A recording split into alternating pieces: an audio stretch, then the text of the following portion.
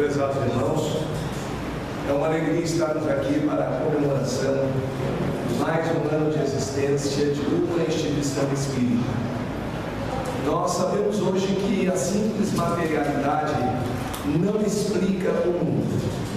Já se pensou de outra forma, e há inclusive pessoas recalcitrantes do erro que até os dias atuais continuam a dizer que a ciência prova que Deus não existe.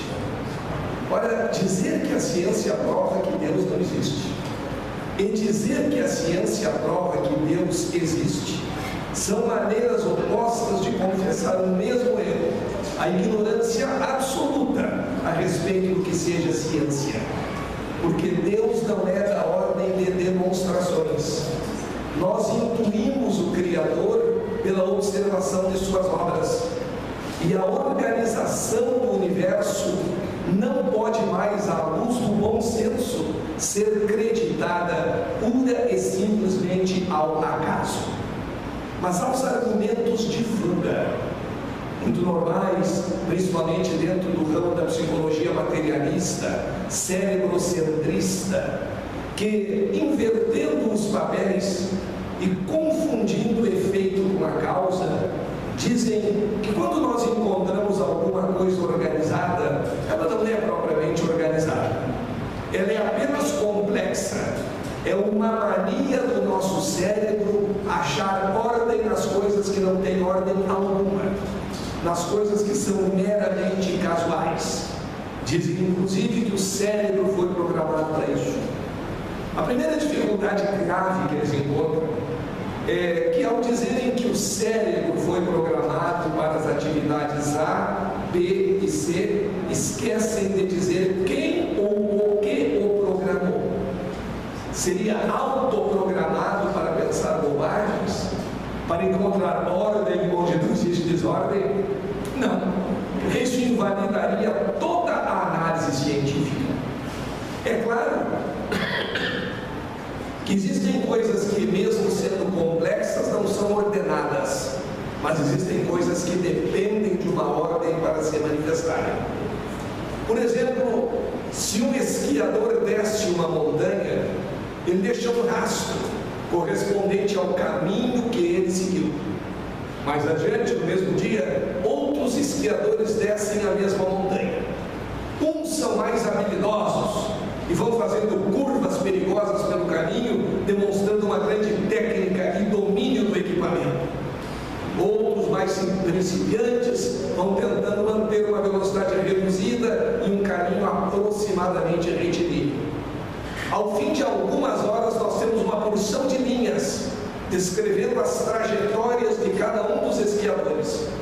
E, obviamente, que para se descrever matematicamente essas linhas, nós teríamos que recorrer a equações muito complexas. Então, nós estamos diante de uma grande complexidade, mas sem planejamento, porque ninguém combinou com ninguém quais seriam as linhas traçadas. E aí é verdade, existe complexidade, mas não significa que exista uma ordem pré-determinante. No entanto, em relação ao universo, a situação é exatamente oposta. Nós encontramos ordem porque a ordem existe, mesmo subjacente ao caos. Não há uma criação da nossa mente. O cálculo de probabilidades nos diz que, para termos uma única célula viva funcionando, é necessária a combinação de 200 enzimas com aproximadamente 2.000 aminoácidos. E essa combinação não pode ser qualquer uma. Pois bem, a probabilidade de que isso aconteça por acaso é de 1 sobre 10 elevado a 1000. 10 elevado a 1000 é o número 1 seguido de 1000 zeros. Ou seja, a probabilidade de que uma simples célula viva tenha existido por acaso é de uma vez em cada 1 seguido de 1000 zeros. Não dá para apostar nesse acaso por uma questão de bom senso. E aí nós temos que começar a apostar em planejamento. A ciência descreve 3 tipos de sistemas no universo: os sistemas abertos, são aqueles que trocam matéria e energia com o meio externo. Sistema é qualquer parte do universo considerada isoladamente. Esse objeto é um sistema. E um sistema aberto troca energia e troca matéria com o mundo externo. Ou pelo menos pode trocar. Uma garrafa aberta é um sistema aberto. Nós podemos colocar ali matéria, podemos retirar matéria, podemos esquentar e esfriar, e estaremos então trocando energia. O sistema fechado é aquele que só troca energia com o meio externo, mas não exercita a troca de matéria. Uma garrafa fechada. Podemos aquecer ou esfriar o líquido que existe ali dentro, mas não estaremos trocando matéria com o meio externo. E finalmente existe o sistema isolado, aquele que não troca nem energia nem matéria com o meio externo. Nesse tipo de sistema, o grau de desordem tende a aumentar, o chamado princípio do aumento da entropia. Isso nos dá uma lição muito interessante em relação à nossa atividade. Nós somos sistemas conectados dentro de um universo de luz, dentro de um universo energético. E como sistemas conectados, nós não podemos nos isolar.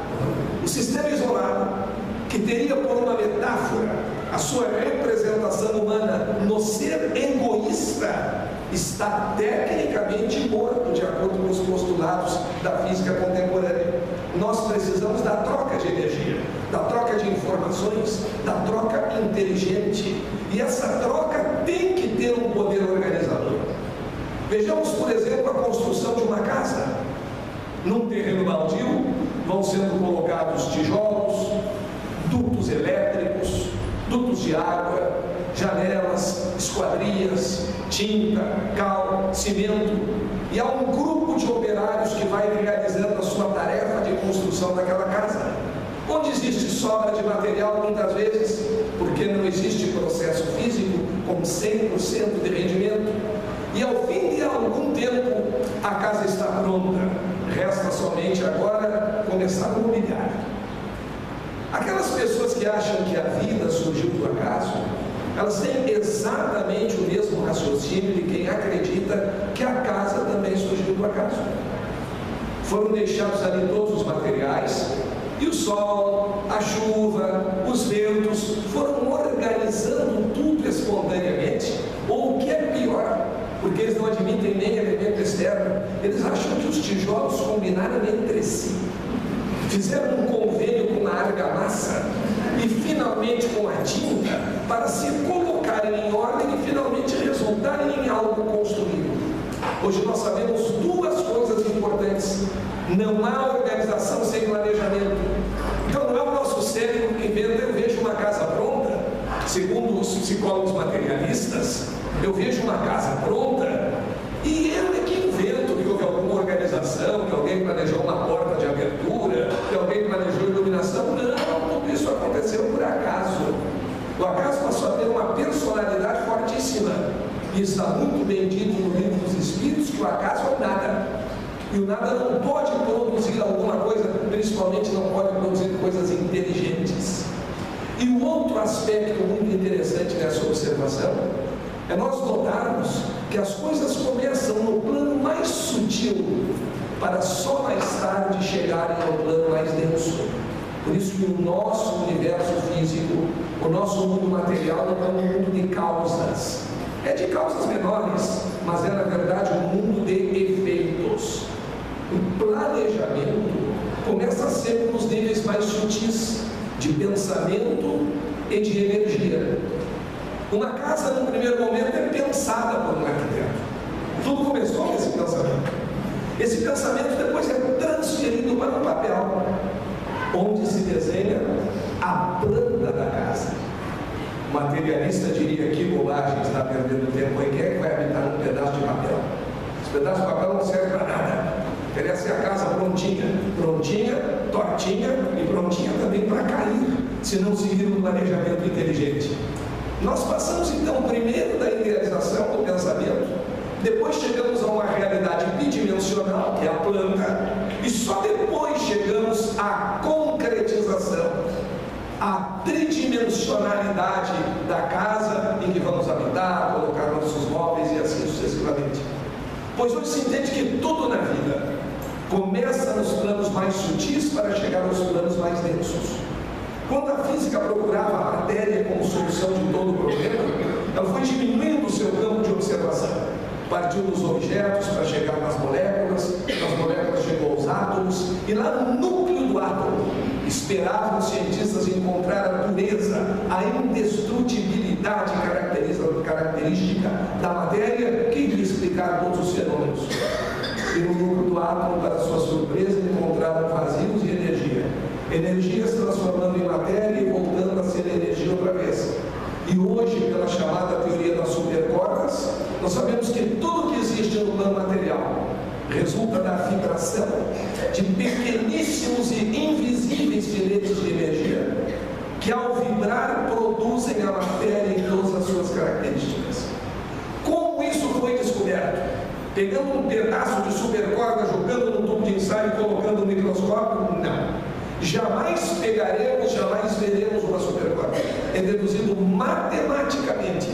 É a criação da inteligência, da abstração humana. Mas essa postulação matemática explica tudo que existe no nosso universo material.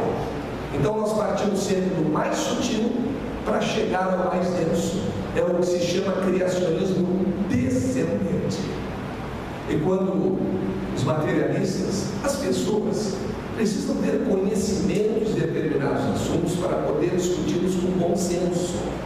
Há pessoas que passaram a vida inteira negando a espiritualidade, nunca estudaram a espiritualidade.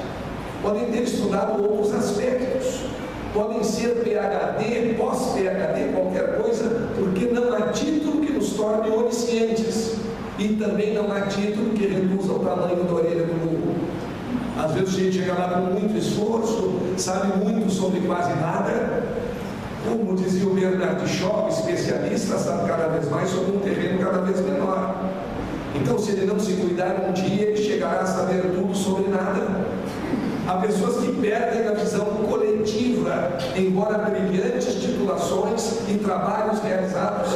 E nós temos que ter a visão do todo, a chamada visão holística. E quando alguém não está preparado para a discussão de um fenômeno, pensa que está com argumentos altamente superiores, está dizendo bobagem. Se Deus existe, eu agora vou atirar esse livro para cima e ele vai segurar o livro no ar. Tá bom. Deus deve estar preocupadíssimo comigo, está necessitando demais da minha crença, porque vai interferir, vai modificar uma lei que ele mesmo criou, só para ter a honra de que eu acredite nele. Isso é absolutamente tolo, não tem nenhum tipo de sentido. Ou quando os materialistas dizem, bota 2 ou 3 espíritos aqui dentro daquele corpo, que eu vou acreditar no espírito, colocaremos imediatamente, não 2 ou 3, nem a 2, basta que ele coloque uma supercorda, porque a supercorda é teórica, é matemática, jamais será materializada.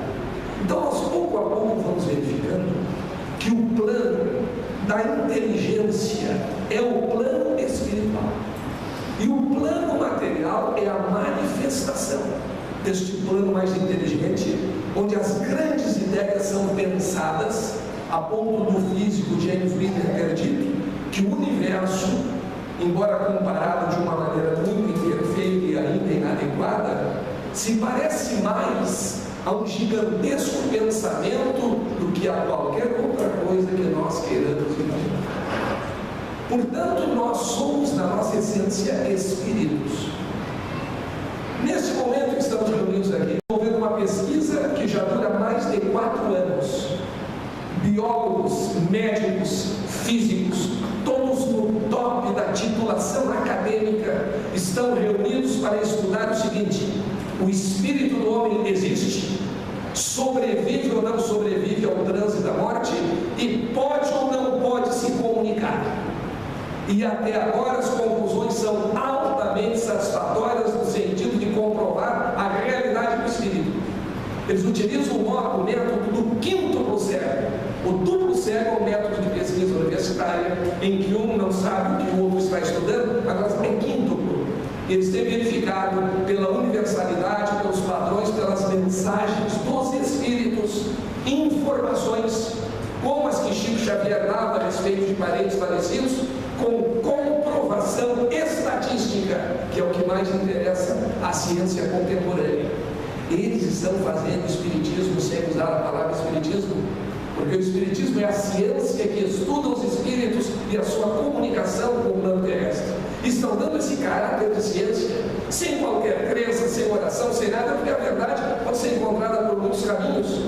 Isso corrobora, porque quando um de nós percebe um fenômeno espírita e vê lógica nesse fenômeno, o cérebro dele que quis entender uma ordem onde não existe, pois são pessoas que nem sabiam que isso existia e resolveram estudar. E a nossa essência é a essência espiritual. Em 1998, o boletim da Organização Mundial de Saúde dizia que o homem goza de saúde plena quando tem saúde física, social, psíquica e espiritual. Então não é mais como negar que nós atuamos em 3 dimensões. Nós somos físico, nós somos psíquico e nós somos espiritual. E a dimensão espiritual é a mais importante. É onde se trata precisamente da nossa essência. Nós não podemos represar energias ou deixar de utilizar energias que possuímos. Ou represar energias sempre foi ruim para o ser humano. Aquela pessoa que ainda não aprendeu devidamente a perdoar e sente uma raiva enorme de alguma coisa e se segura para não explodir, porque está praticamente explodindo, está absorvendo mal um tipo de energia negativa. No tempo da repressão sexual, em que tudo era feio, tudo é proibido, quantas recalcadas ao estilo de se criaram a partir daquela repressão, daquele falso moralismo, de querer impor uma conduta ao outro. Nós não estamos aqui para reprimir as nossas energias e não somos proibidos de exercitar momentos de alegria e felicidade, pois quando nós nos afastamos da espiritualidade, quando nós negamos a presença do Espírito, que é a nossa essência, nós estamos canalizando mal a energia espiritual. Nós estamos represando uma energia e sabemos que as energias têm a tendência natural de se deteriorarem. A energia que não é bem utilizada, ela vai perdendo a sua qualidade. O ideal no motor do automóvel é que a energia do combustível se transformasse só em energia do movimento.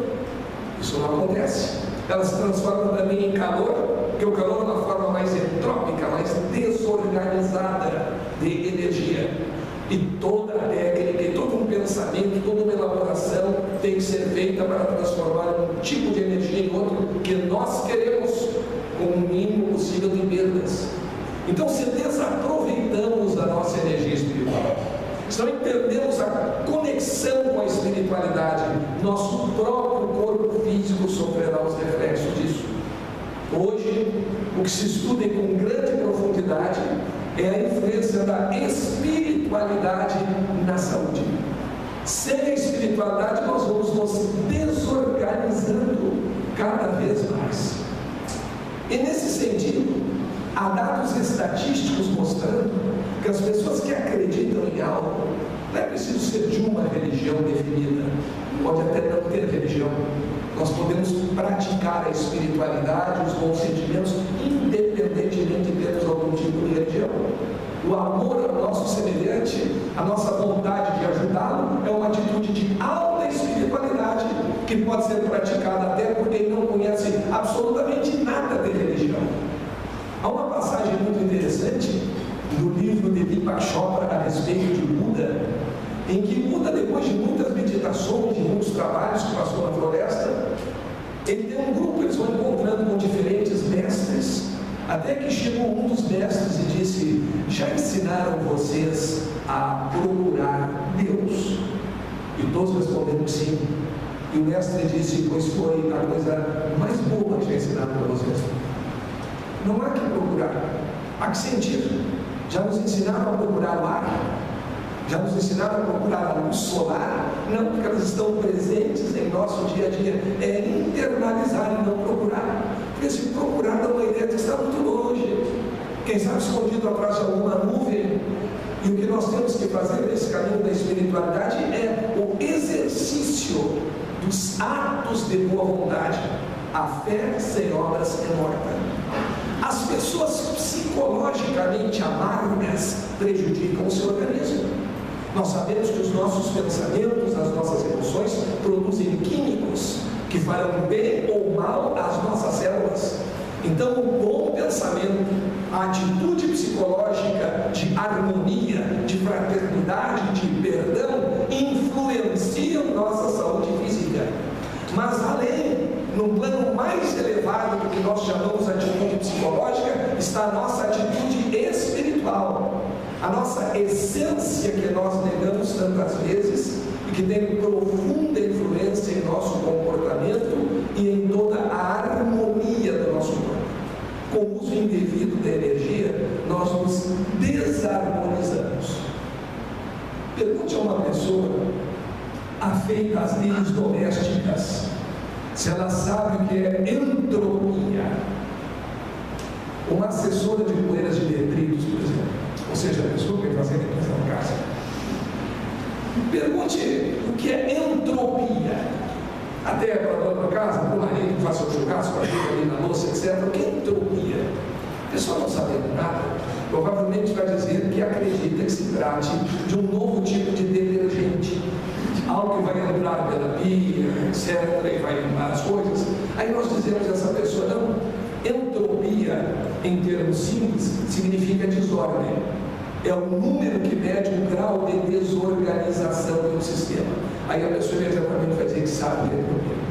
E sabe quem é o grande responsável pela entropia na casa? É aquele marido que deixa a toalha molhada em cima da cama. É aquele filho que aspara a cama tudo. Esse é o agente entrópico. E agora aprendeu um modo bonito de chamar o desordeiro. Mas na verdade, a entropia é um número que mede o grau de desorganização de um sistema. Se nós não temos um foco, não temos uma orientação para organizar, a entropia aumenta cada vez mais. E a entropia das nossas células é a nossa doença. E a entropia do nosso psiquismo é a nossa depressão, é o nosso mal-estar, é o nosso desentendimento com os outros. E a entropia da energia espiritual é o caos da existência. É não sabermos como entender todos esses processos. A espiritualidade está presente em tudo na nossa vida. Então, o que as pesquisas têm mostrado, em todos os ramos, é exatamente isso. Pessoas que creem em algo espiritual ou praticam. Interessante que os pesquisadores verificaram que a prática é importantíssima. Daí a recomendação do Evangelho do Lar. Ou pessoas que se reúnem a grupos de assistência social, ou mesmo que fazem o Evangelho do Lar, elas estão alimentando as conexões com a espiritualidade. E essas pessoas, sempre que tem um problema de saúde, têm mais chance de se recuperar.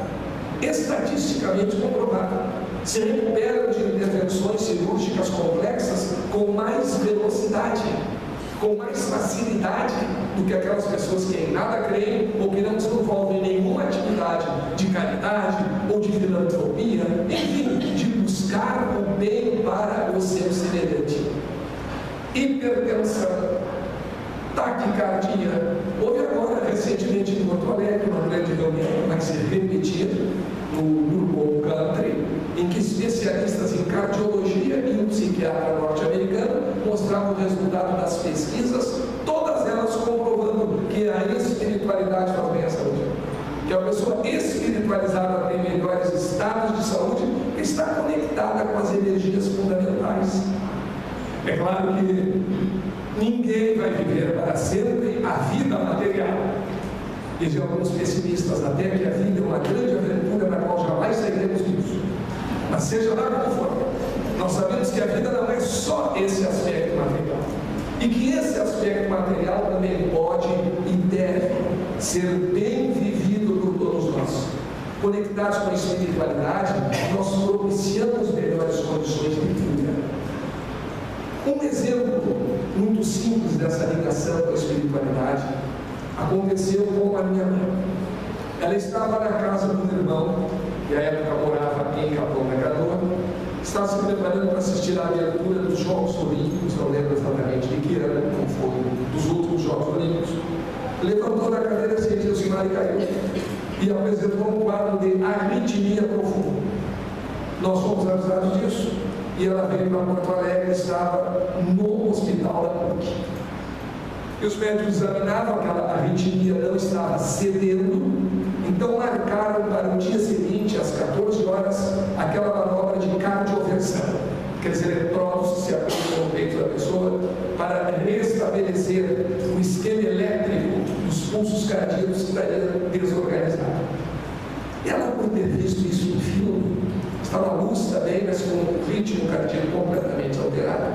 E por ter visto muito isso em filme, tinha muito medo daquilo que eu chamava aquelas maquininhas que dão choque e que fazem a gente dar um pulo. E elas diziam, não quero fazer a cardioversão. E embora fosse uma médium, constantemente em contato com a espiritualidade, ela não sentia nenhuma presença espiritual, estava com muito medo da cardioversão. Na manhã seguinte, por volta das 10 horas, ela me telefonou, me deu uma lista de amigos. Ela tinha também um grupo de senhoras que se reuniam às terças-feiras na casa de uma e de outra, variando semanalmente, faziam chás, liam coisas da espiritualidade e aproveitavam o tempo e faziam roupinhas para creches, principalmente para crianças recém-nascidas. Então ela pediu para avisar todos os componentes do grupo, mas algumas pessoas que eram líderes da espiritualidade que ela conhecia, pede para esse pessoal rezar para mim que eu não quero fazer essa manobra, eu não quero levar esse choque. Mas o choque é preciso, vai fazer bem, não interessa se é preciso. Eu não quero, custa rezar, não custa. Então pede para as pessoas rezarem para que eu não precise fazer essa manobra. E eu telefonei para todo mundo, e todo mundo rezou, e ela estava lá, e num determinado momento ela adormeceu, a cardioversão estava marcada para as 14 horas, e ela adormeceu um pouquinho antes das 14 horas, mesmo dormindo, uma grande luz se aproximou dela e se afastou, e aí acordou. E pensou, bom, deve ser um simples sonho. E mal ela terminou de acordar, entraram os médicos e enfermeiros para fazer a manobra de cardioversão. Ligaram o aparelho, estavam, vamos aplicar isso, mas um momentinho, olha ali o marcador. A pulsação estava absolutamente normal. Mas normalizou, então não precisa fazer essa manobra. E não precisou fazer a manobra de cardioversão. Ou seja, quando nós conseguimos nos conectar com a espiritualidade é a nossa essência. Não é o meu espírito, sou eu. E nós ainda não adquirimos essa consciência, porque nós ainda estamos num plano muito denso. Nós, durante muito tempo, acreditamos só na materialidade das coisas. Houve um tempo que se acreditava na espiritualidade, mas como instrumento de dominação. Então a religião era imposta às pessoas e se sabia muito eventualmente sobre a espiritualidade e nada sobre a matéria, e nada sobre o nosso corpo físico, e nada sobre a evolução da civilização. Aí veio a ciência oficial, tomou conta de tudo, foi validada pela Revolução Industrial e as pessoas vendo a seu alcance os grandes progressos da ciência passaram a entender só do material. E boas emoções, bons sentimentos, amor, fraternidade, nada disso. Inclusive as ciências que se dedicaram a estudar a mente humana são um tratado de doenças e não um tratado de felicidade. Lê-se os livros e tem um catálogo enorme de doenças. O depressivo é assim, o psicótico é assim, o esquizofrênico é assim. E o bom como é que é? Esquecemos de dizer, nos preocupamos tanto com o mal, com aquilo, que esquecemos de dizer o que é a pessoa mentalmente saudável. Porque fomos para o outro lado, para o outro extremo, e agora estamos juntando todo o conhecimento, toda a tecnologia que nos permite o milagre de estarmos em vários lugares ao mesmo tempo. Não são só aquelas partículas quânticas que deram o último prêmio Nobel, fotografadas em 2 lugares diferentes ao mesmo tempo, onde os materialistas tinham horror. Eles achavam que física quântica era fantasia e não ciência, e agora está indo o prêmio Nobel, mas nós também. Agora eu estou em vários estados, em vários lugares, através do mecanismo da televisão, da transmissão de ondas à distância. Claro que é só a imagem, é só a voz, mas faz parte do nosso pensamento que vai ser transmitido pelas técnicas de que dispomos no momento a grandes distâncias. Então não dá para viver hoje pensando só na materialidade, muito menos em relação à nossa saúde, ao nosso bem-estar. As coisas mudam tão rapidamente que as pessoas têm dificuldade de adaptação. Imaginem a seguinte situação: um vidente, vamos retornar só aos 30 anos, que já é mais do que suficiente. Um vidente que há 30 anos tivesse a visão de como seria uma retirada de dinheiro num caixa eletrônico, ou uma transferência entre contas. Uma pessoa materialista que ouvisse falar, e veja que os nossos modelos são materiais. Eu tenho uma conta no banco tal, eu tenho tanto na conta. Elas imaginariam que cada um de nós tem conta no banco, tem uma caixinha. Naquela caixinha estão alguns dinheirinhos que a gente depositou na conta. E quando está negativo, a caixinha está pedindo alguma coisa que tem que ser trazida com muita urgência. Aí o vidente teria essa percepção. Um de nós está, por exemplo, em Cachoeirinha ou em Paris. Vamos eleger Paris por hoje. Está em Paris e vai fazer uma retirada em euros de uma conta que possui num estabelecimento bancário aqui do Brasil. O vidente enxergaria tudo isso. Não é que o coitado poderia descrever coisas que ele jamais imaginou. A pessoa chegou lá na frente da máquina com um cartãozinho de plástico, colocou o cartãozinho da máquina, a máquina fez algumas perguntas, a pessoa respondeu e aí começou o milagre. De repente, algumas notas saíram da conta da pessoa lá no Brasil. Se desmaterializaram. Isso deve ser um teletransporte. Se transformaram em ondas eletromagnéticas. Primeiro grande milagre. Segundo grande milagre, ao chegar em Paris, em frente à máquina e por influência dessa máquina mágica em que estava aquela pessoa que fazia a retirada, elas se rematerializaram, só que não em reais, e sim em euros. Uma quantidade diferente, com um desenho diferente, e o sujeito tirou os euros dali e os reais saíram da sua conta aqui. Na verdade, saiu o real da conta aqui? Saiu. Pegou euro material lá do outro lado. Agora daqui não nasceu materialmente. Não é tudo virtual. A transferência não é toda eletrônica, não é virtual. Isso não tem materialidade. E porque não tem materialidade, nós vamos deixar de dizer que é uma realidade. Quanto mais nós dominamos o terreno virtual, mais eficientes nós nos tornamos nas operações que queremos realizar. Amanhã, se conseguirmos dominar o teletransporte de coisas materiais até do nosso corpo, nós nos transportaremos para onde quisermos à velocidade da luz. O que hoje é apenas um sonho, mas já há experiências feitas nesse sentido desde 2002. E o que começa vai evoluindo e não haverá limites para essa capacidade humana de desenvolvimento. E principalmente quando nós atentarmos para os valores do espírito. A física quântica nos diz hoje que todos nós estamos interconectados. E porque todos estamos interconectados, nós estamos tão longe uns dos outros como nós pensamos.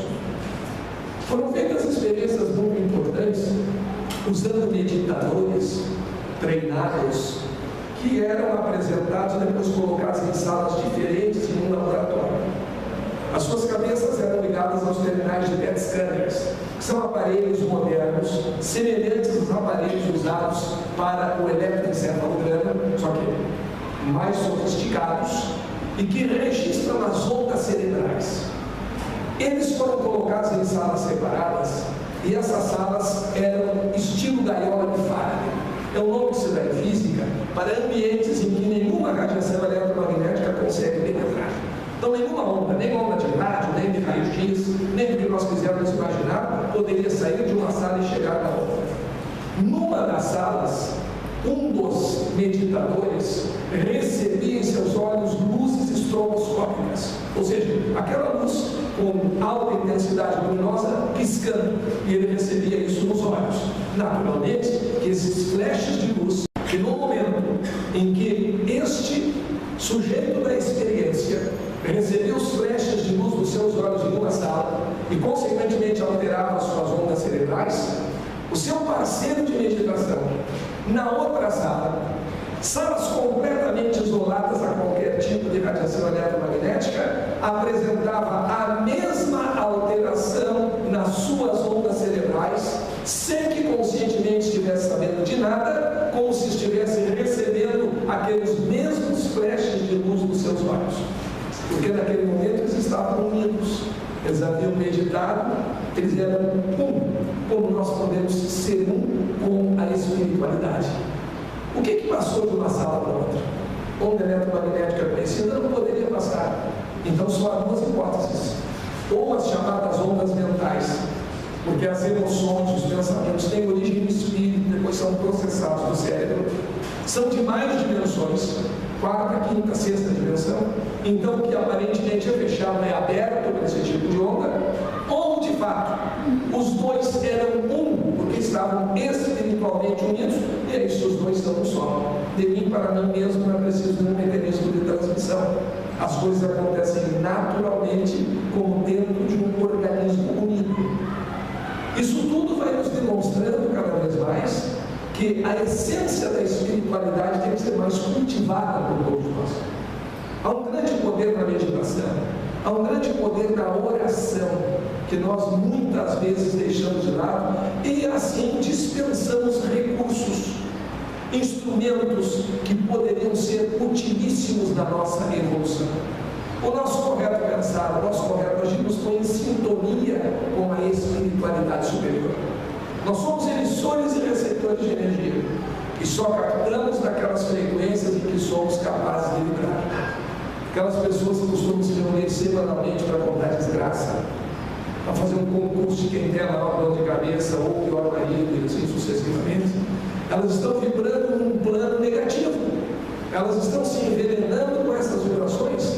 Einstein já afirmou que os ressentidos, aquelas pessoas que se magoam à toa e conservam esse ressentimento, aquele desejo de vingança, que o ressentido toma veneno pensando que vai matar o outro. E é exatamente isso que faz aquelas pessoas que odeiam, que têm inveja, que cultivam os sentimentos negativos. Elas deixam de utilizar a sua essência espiritual, as suas qualidades superiores para mergulhar em pequenas picuinhas. Aí de repente adoece, poxa, agora tanta coisa boa me preocupou na vida. Pois pense nisso antes, enquanto está em condições de agir, de progredir. Agora até não temos muito tempo, parece que tudo termina em 21 de dezembro. O pessoal não tem o que inventar bobagem. E há pessoas que acreditam piamente nisso. Não, mas tem muito rico, tem muito magnata lá no Texas e lá no Canadá que estão viajando para ficar em bunkers, em super construções que eles para se proteger. E o fato de serem muito ricos quer dizer que são muito inteligentes, que são filósofos, que são pensadores, nada.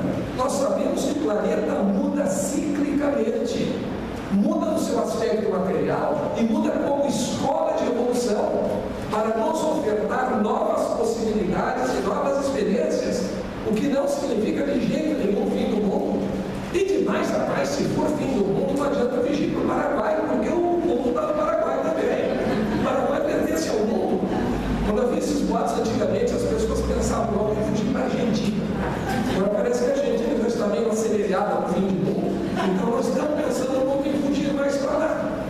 Mas não há isso aí. O que nós sabemos que existe é uma mudança do ciclo planetário, uma mudança de evolução, uma mudança de fase que nós devemos preparar. Nós temos que tratar o planeta como a nossa casa. E assim como cuidamos da nossa casa, cuidar do nosso planeta. E assim como cuidamos da poluição material, cuidar da poluição espiritual. Apenas a título de conversação, alguns cientistas se perguntam: será que uma porção de gente pensando só em coisas ruins, pensando com ódio, pensando negativamente, não teria a propriedade de causar desastres, até mesmo de natureza climática? É claro que existe essa possibilidade. Não que todo desastre seja consequência do pensamento das pessoas, não, mas que as vibrações negativas produzem coisas negativas, produzem, assim como as positivas. A grande experiência de 2002 em Washington, coordenada por John Hagelin, que era na época o diretor do Centro Europeu de Pesquisas Nucleares, esse mesmo que está fazendo as grandes experiências na fronteira da França e da Suíça, onde foi descoberto o Poison X, previsto matematicamente 40 anos antes da sua manifestação material, que consiste apenas em deixar um rastro em uma determinada câmara de nebulização. Pois esse cientista coordenou em 2002 uma experiência em que trouxeram meditadores de diversos lugares do mundo, que deveriam 3 vezes ao dia se reunir para meditar com a seguinte atividade. O objetivo da meditação era fazer com que o número de homicídios violentos em Washington, conhecida como a capital mundial dos crimes violentos, naquele verão tivesse uma queda de 25%. O chefe da polícia foi à televisão e disse que ele acreditava que a meditação daquelas pessoas poderia fazer com que os homicídios caíssem numa taxa de 25%, na mesma medida em que ele acreditava que ia nevar naquele verão. Ou seja, ele não acreditava. Não nevou, mas o número de homicídios violentos caiu exatamente 25%. E há outras experiências feitas com meditadores, que à medida em que o número de meditadores vai aumentando, pedindo, por exemplo, para que haja paz em algum lugar conflituado, que com a intensificação da meditação, as condições melhoram naqueles lugares conflagrados. Não é tudo, mas é uma ajuda que se pode dar. Greg Drake, que é o diretor das pesquisas neuroespaciais, das pesquisas espaciais da Philips Petroleum, diz que nós somos energia, e como energia nós somos indestrutíveis, e tem feito experiências mostrando algo que nós não sabíamos há muito tempo, e que está mais no nosso aspecto espiritual, no aspecto mais sutil. Tecnicamente, durante tempo, nós pensamos que o coração seria apenas uma bomba de sangue, com a função de receber o sangue venoso, o sangue puro, bombeado para os pulmões, onde ocorre a oxigenoglobinação, troca de gás carbônico por oxigênio, e o sangue rico em oxigênio retorna ao coração, que bombeia para levar oxigênio a todos os órgãos. Uma bomba de sangue e nada mais do que isso. E as expressões pessoa de bom coração, pessoa de mau coração, possivelmente pessoa de bom coração, aquela tem uma pressão de 12/7, 80 batimentos por minuto, e não existe mais nada disso. Mas por que havia essas expressões? E por que a sensação de opressão quando algo de ruim nos ocorre, e aquela sensação de alegria como se o coração não pudesse bater no peito quando nós estamos muito contentes? Pois as pesquisas eletrônicas mostraram que o coração manda mais mensagens para o cérebro do que o cérebro manda para o coração. E que se nós estamos em estado de harmonia, em estado de felicidade, aquilo que se diz iluminar os chakras superiores, quando nós estamos em estado de harmonia e felicidade, essas mensagens se compatibilizam e nós dificilmente entraremos em um estado de depressão, de angústia ou mesmo de qualquer tipo de doença física. Nós nos tornamos mais ou menos receptivos aos agressores externos, aos micróbios, aos vírus, que também têm a sua frequência própria de vibração. O que não quer dizer, obviamente, que isso seja uma imunidade absoluta. Nós ainda não estamos nesse plano, mas podemos e devemos nos ajudar, melhorar as nossas condições, criar melhores condições de saúde e de felicidade pelo conhecimento da nossa realidade espiritual. A espiritualidade é um fator de cura, de saúde. Quantos fenômenos extraordinários nós já sentimos aqui no Brasil, e há também em outros lugares do mundo, e depois nós nos esquecemos. Eu tinha por volta de 12 anos, 13 anos, quando fui com os meus pais a Congonhas do Campo assistir operações realizadas pelo José Arigó. Um dos operados pelo José Arigó foi o cientista Nigel Harish, norte-americano, que veio com uma equipe para estudar o fenômeno Arigó e tinha um lipoma no braço, benigno, e que ele não quis operar nos Estados Unidos com toda a técnica existente, porque passava muito perto do tendão do dedo mínimo e ele poderia perder o movimento do dedo. Então deixou o lipoma por ali. Quando ele chegou com a sua equipe em Congonhas do Campo, para estudar no Arigó, ele disse que não sabe nem por que obedeceu a ordem, foi dado em português até o dia. Disse assim: levanta a manga da camisa. Pegou a manga e o Andija levantou a manga da camisa. O Arigó pegou um canivetezinho, passou na manga, fez uma incisão de cerca de 1 centímetro, retirou o canivete, com o indicador e o médico comprimiu o local e saltou o lipoma. maior do que o tamanho do corte, que não poderia fisicamente passar por ali, que nos leva a pensar nas outras dimensões. Em seguida, pegou o botãozinho, passou em cima e estava completo. Em menos de 2 minutos, todo o tratamento cirúrgico, que levaria, mesmo com anestesia local, mais de 15 minutos em qualquer outro lugar. E por que aquele cientista, dispondo de todos os equipamentos e tecnologia lá nos Estados Unidos, se deixa operar aqui com um canivete enferrujado? Aí as pessoas começam a colocar os defeitos. Mas o pode ter problema A, B, C, D. Não estamos interessando em nada disso. Nós temos essa mania de botar defeito nos outros, em vez de falar das qualidades. Fulano de tal era um cantor excelente, tem uma voz belíssima. Mas é drogado. Não estamos falando isso. Estamos falando em voz. Se é drogado, não, é outro departamento, é lamentável, é uma pena, mas estragou a voz. Deixa de ter voz bonita pelo fato de ser drogado. Deixa de dizer a verdade pelo fato de nem sempre dizer a verdade. É possível que mesmo um mentiroso, num certo momento, diga a verdade. Então, esses fenômenos provam que existe algo além da matéria. E quando eu estive lá, criança, assistindo a ele operar, uma pequena sala, ele operou um senhor que estava conosco, tinha um problema de catarata. Ele enfiou o bisturi embaixo da pálpebra do sujeito, virou de costas, dizia que não podia olhar, porque era muito nervoso, corria sangue pelos dedos dele, tirou o bisturi dali e ele pediu para mim: tu que é criança, pega um pedaço, ele mandou comprar um algodão na farmácia, pega um pedaço de seu algodão e dá aqui um algodão. Peguei o algodão, não me dei um pedacinho para ele. Agora eu vou fazer uma prece para Jesus colocar aqui o remédio que vai fazer o olho ferver e o resto da película passar para o canto do olho. Apertou, saiu um líquido do algodão, correu a película para o canto do olho, ele tirou e chamou uma senhora que estava ali: vem cá, tu que é professora formada, vou botar isso aqui na tua mão, mas dá uma volta aí pelo corredor, porque dizem que é pneumotismo. E se for pneumotismo, vai desaparecer, vai lá para o corredor, ele não vai desmaiar com aquilo na mão naquela hora. Mas são provas da realidade espiritual. Agora, Marigó era um anjo, era um santo, era um missionário, não sei. Ele era um médium com mediunidade excelente, trazendo, e aliás, através dessas coisas feitas até mesmo para chocar, que as pessoas precisam ser chocadas e não entendem o mais sutil.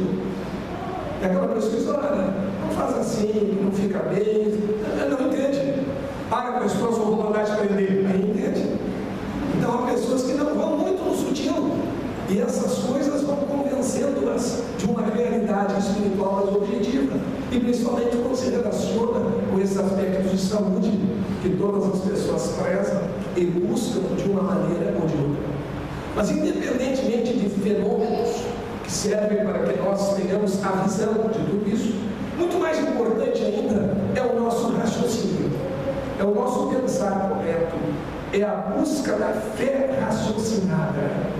Porque essa fé raciocinada não vai nos permitir entrar em contradições.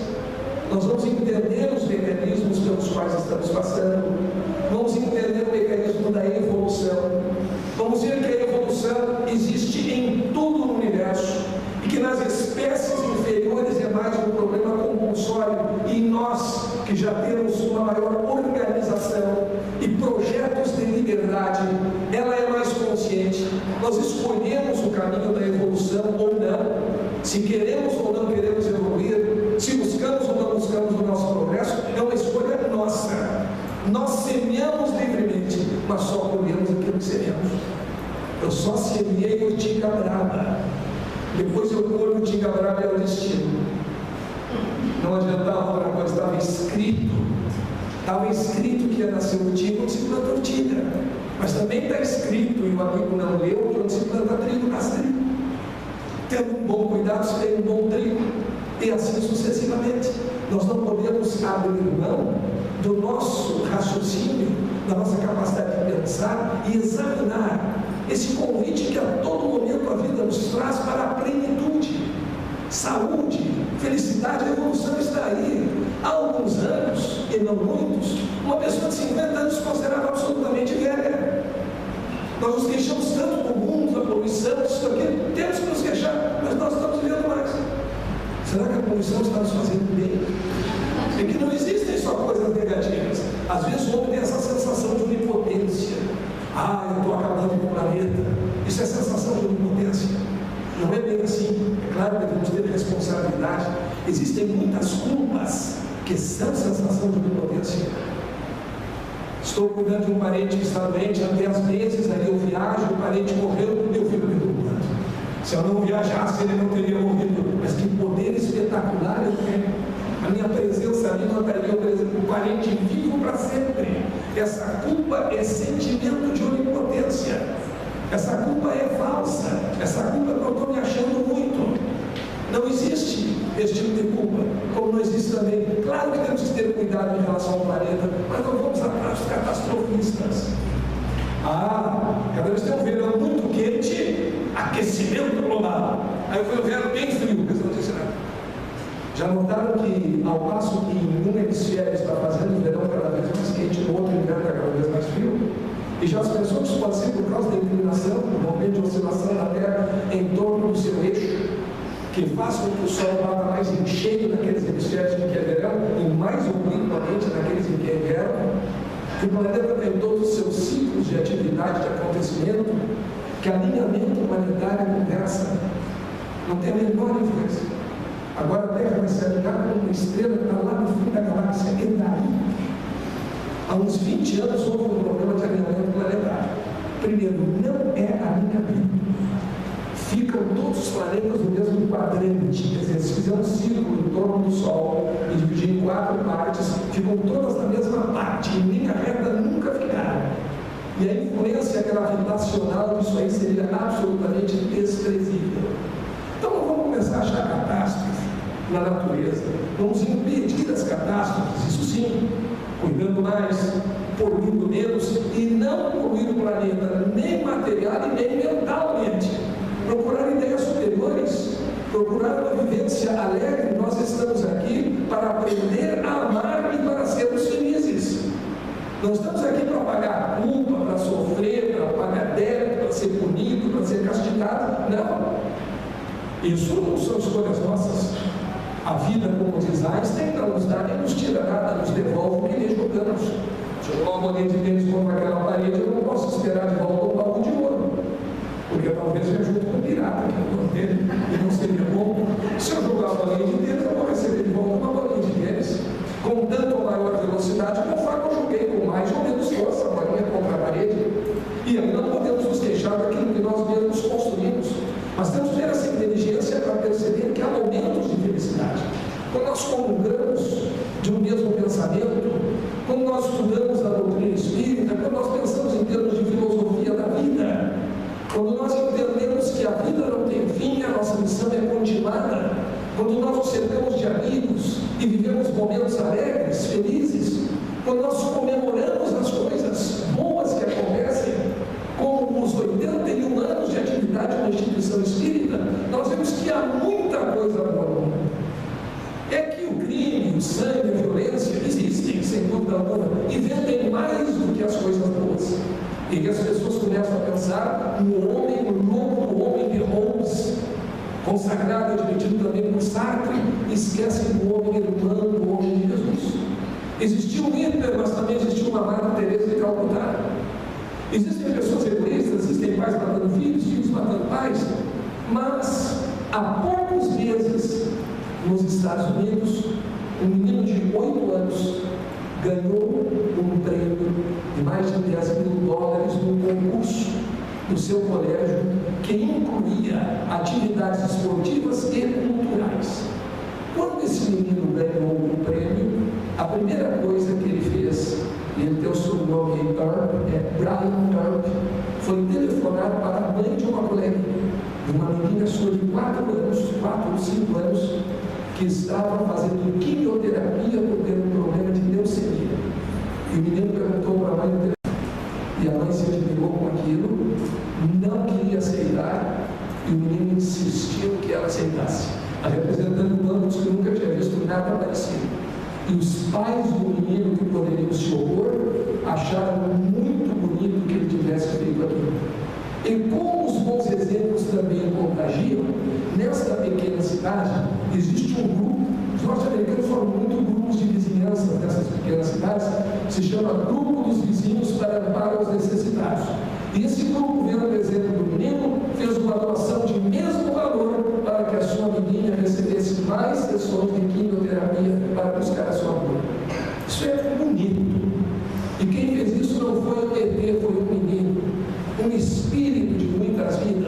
Se ele acredita em reencarnação, não sei. Se ele acredita em Deus, não sei. Mas eu sei que Deus está com ele e se manifestando através de seus atos. Por isso se diz o Espiritismo que fora da caridade não há salvação. Não é fazer alguma coisa pensando em negociar com as potências divinas para que, como quem aplica dinheiro a juro, depois nós tenhamos por algum ato de bondade muitos anos de estágio no nosso lar, ou algo semelhante.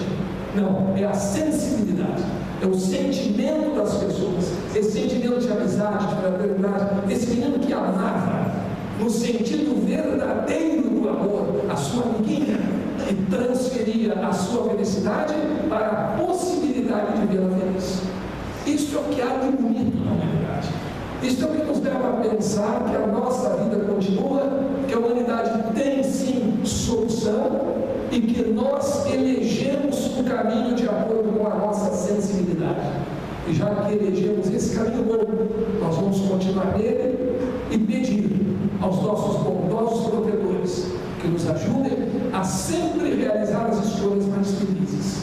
Que nessas infinitas possibilidades que nós temos, nós saibamos escolher o melhor, porque isso será bom para nós e também será bom para todos os nossos amigos, para todas as pessoas, quem sabe, para todo o planeta, porque nada está separado de nada.